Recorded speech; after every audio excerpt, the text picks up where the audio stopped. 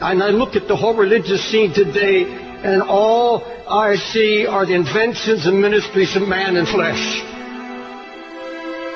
It's mostly powerless. It has no impact on the world. And I see more of the world coming into the church and impacting the church rather than the church impacting the world. I see the music taking over the house of God. I see entertainment taking over the house of God. An obsession with entertainment in God's house, a hatred of correction and a hatred of reproof. Nobody wants to hear it anymore. Whatever happened to anguish in the house of God? Whatever happened to anguish in the ministry? It's a word you don't hear in this pampered age. You don't hear it. Anguish means extreme pain and distress. The emotion so stirred that it becomes painful. Acute, deeply felt inner pain because of conditions about you, in you or around you. Anguish, deep pain, deep sorrow, agony of God's heart. We've held on to our religious rhetoric and our revival talk, but we've become so passive. All true passion is born out of anguish. All true passion for Christ comes out of a baptism of anguish.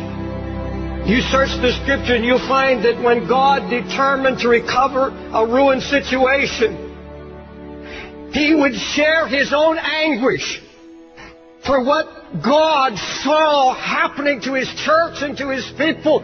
And He would find a praying man, and He would take that man and literally baptize him in anguish.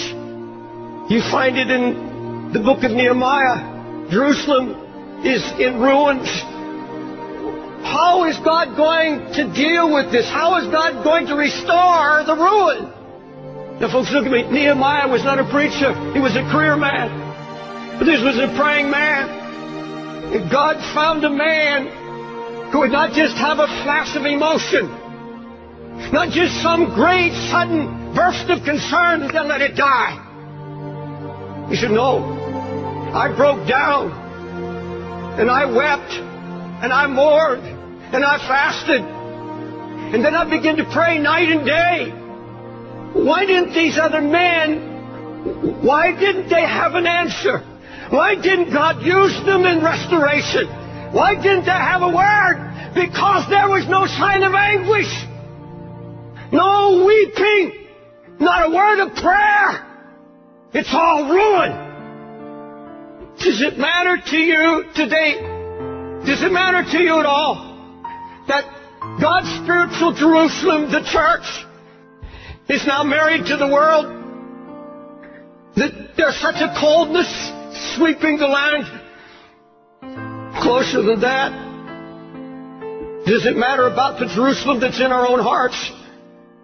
The sign of ruin that's slowly draining spiritual power and passion, blind to lukewarmness, blind to the mixture that's creeping in. That's all the devil wants to do, is get the fight out of you and kill it. So you won't labor in prayer anymore. You won't weep before God anymore. You can sit and watch television and your family go to hell. Let me ask you, is what I just said convicted you at all? There's a great difference between anguish and concern. Concern is something that begins to interest you. You take an interest in a project or a cause or a concern or a need.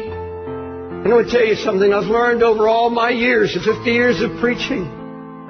If it is not born in anguish, if it has not been born by the Holy Spirit, where when you saw and heard of the ruin that drove you to your knees, took you down into a baptism of anguish where you began to pray and seek God, I know now.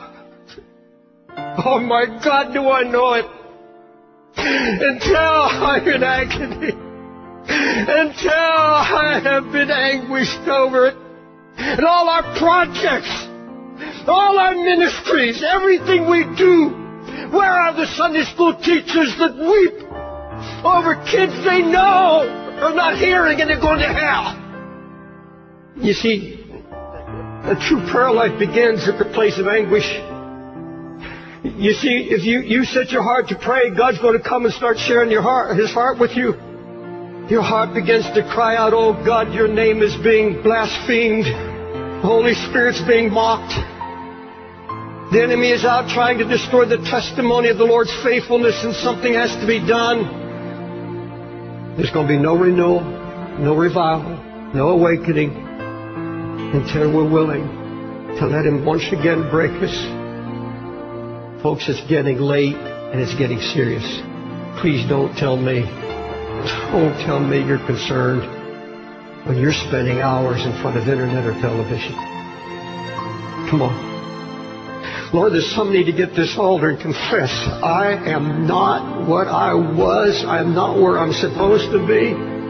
God, I don't have your heart or your burden. I wanted it easy. Didn't want to be happy.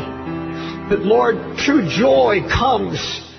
True joy comes out of anguish. There's nothing of the flesh will give you joy.